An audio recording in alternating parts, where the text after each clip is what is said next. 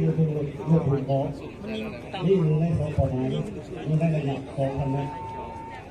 ชุดที่3เป็นลูกโตนี่อยู่ในสองกฎหมายในระดับ2,000 เมตร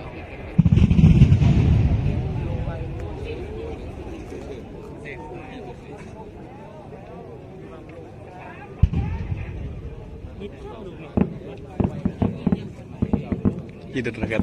ได้ยินเสียงแม่ลูกโตแบบมา938นี่อยู่ที่ลูกหัวโตนี่อยู่ในสองกฎหมายอยู่ในระดับ2,000 เมตร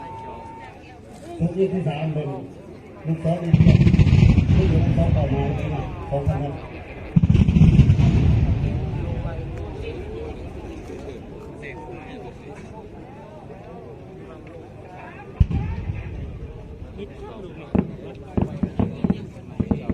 ยืดนะครับได้ยินเสียงแม่ลูกโตแบบมา938นี่อยู่ที่ลูกหัวโตนี่อยู่ในสองกฎหมายอยู่ในระดับ2,000 เมตรชุดที่3เป็นลูกโตนี่อยู่ในสองกฎหมายในระดับ2,000 เมตร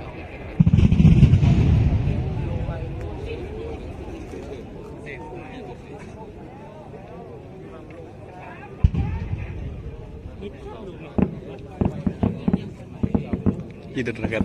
ได้ยินเสียงแม่ลูกโตแบบมา938นี่อยู่ที่ลูกหัวโตนี่อยู่ในสองกฎหมายอยู่ในระดับ2,000 เมตรชุดที่3เป็นลูกโตนี่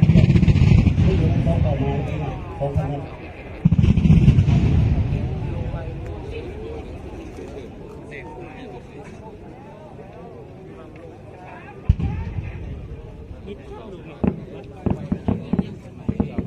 ยืดนะครับ